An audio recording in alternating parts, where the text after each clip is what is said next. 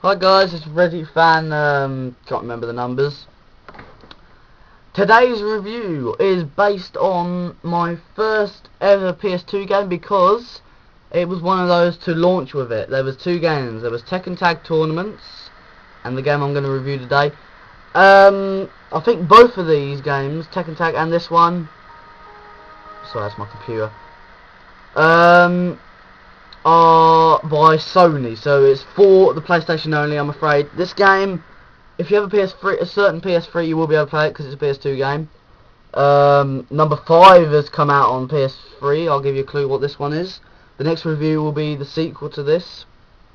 If you'd like to see the one before this one, I've got it on PlayStation 1. You have no problem. This one before this was also debuted on PlayStation. So the game today, it's my first game, and I think the best driving game for PlayStation.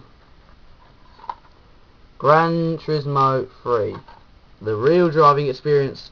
They call it A-Spec, but I don't see the point. I just exclude that because A-Spec is driving, but I just call it a driving game, even if it's BN A-Spec. So what do I like about this game? Well, it's on PS2. It's a free plus. I don't think it's it because it's a rubbish kind of thing. Free plus, so even a baby can play it. You have to understand some stuff though. I'm just going to move my computer. So what I like about this game, the gameplay, it's simple. You start. There's two modes. There's two modes. There's arcade mode where you choose a car and you go around a course for 2 laps. There's 2 rally courses. So you got these following courses: Super Speedway, which is like a NASCAR kind of a thing; Midfield Raceway, which is a really good course. What's the third one? Smoky Mountain, which is a rally course. It's a new one. It debuted on this game. Swiss Alps, another rally course debuted on this game. Then you go back to a classic, Trial Mountain. And then there's one more. Yeah, there's Midfield Raceway 2.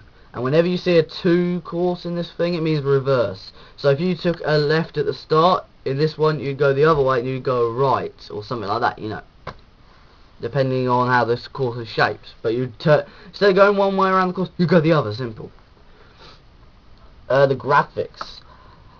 This was just the beginning of PS2, and already I was like, oh my god, PS1 sucks. You know, PlayStation or PSX or PS1 or whatever, I'll call it PS1. Whatever you want to call it, was the best thing at the time. Even, I think it even beat Nintendo 64. A little bit. No, I think Super Mario 64 beat this game. By a bit of a long shot. I think the graphics were a hell of a lot better than that. Anyway, this is PlayStation 2. So, PlayStation 2. I saw the intro. The intros on all of the Gran Turismo games, I think, until this one, were like, oh yeah, it looks a load of good, and then you play it and you think, oh, hold on, it doesn't look as good when you compare it with updated stuff. This game, it looked exactly how it should be. Same for the next one, which I'm going to be reviewing soon. Coming soon. So, that's pretty good. Graphics, brilliant. Controls, really simple. X button to accelerate and go forward. Square button to brake. Triangle to reverse. Circle to handbrake, I think. I'm not sure.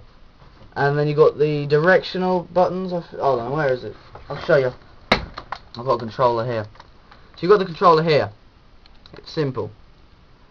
X to drive forwards. Circle, I think, to handbrake. Square to brake. Triangle to, if you bash into a wall or something, reverse. These you can move with the directional buttons, and you can also move with the left analog stick here. I know it looks wrong because it looks on the right, but this is what it's like to the left, kind of, if you know what I mean. So this is the left one, although it looks like the right, believe it or not. Sorry about that, got a bit of hair. Hairball. So yeah, difficulty. This game is one of the biggest games I think I've ever played. It's, believe it or not, this game is so big it's a DVD. Yeah, look, it says DVD-ROM right there. Because it is too big to go on a game disc. And we still haven't hit. We're about 60% through the game. There's 5 leagues. There's the beginner league, the amateur league, the professional league. We've got some to do. It gets really hard from that point on. From the amateur league onwards, it gets really hard. You've got the rally events, which is practically different courses, and then you've got 3 races to do, like 3, 5 and 7 or so laps, about that.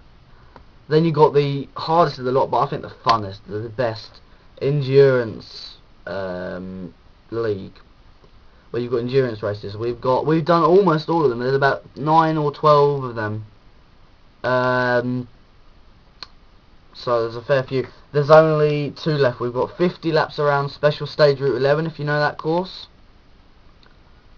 And also a Roadster Endurance, which you have to use a following one of the 3 cars you've got to use, which is like a Mazda Miata or something like that. Then you've got to go. No, it can't be tuned. The only thing you can do, I think, is oil change it or get some tires. You can get tires and oil, but you can't upgrade it in any way, like suspension, engine. You buy it as it is, get some tires and oil it. That's it.